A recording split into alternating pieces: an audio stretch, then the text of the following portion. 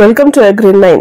आज मी माझ्या सखीला घेऊन जाणार आहे अष्टविनायकातला 5वा गणपती थेऊरचा श्री चिंतामणी। क्या बात है, सूर्यदेवाने एकदम मस्तपैकी दर्शन दिलंय आणि मला काही आता मोह आवरत नाही याचा रेकॉर्डिंग करायचा। So let me put aside. आणि हे बघा केवढा मोठा दिसतोय सूर्य, झक्कास एकदम।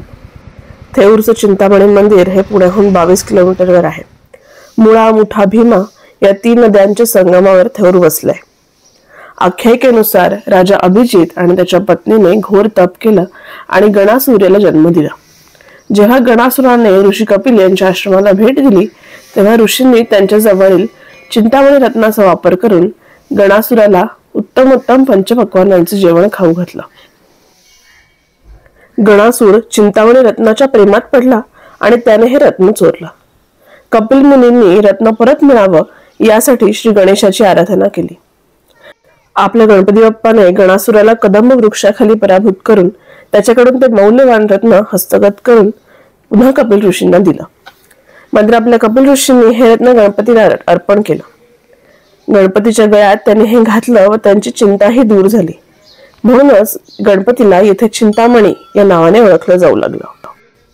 ही कथा कदंब वृक्षाखाली घडल्यामुळे थेऊरला कदंबपूर असं सुद्धा म्हणतात। हे मंदिर पूर्णपणे लाकडापासून बनवलंय। युरोपियन प्रवाशांकडून पेशव्यांना त्या काळात पितळाच्या 2 मोठ्या घंटा मिळाल्या होत्या। त्यातील एक महाड येथे तर दुसरी थेऊरला आहे। चिंतामणी हा माधवराव पेशवे यांच्या घराण्याचं कुलदैवत आहे। माधवराव यांनी त्यांचे शेवटचे दिवस या देवळात व्यतीत केले आणि गणपतीचे नाव घेत त्यांनी शेवटचा श्वास सोडला। माधवराव पेशवे यांनी या मंदिराला सर्व प्रकारे सहाय्य केले होते। त्यामुळे माधवराव आणि त्यांच्या पत्नी रमाबाई यांच्या पुण्यतिथीनिमित्त मंदिरात कार्तिक महिन्यात रमा माधव पुण्योत्सव आयोजित केला जातो।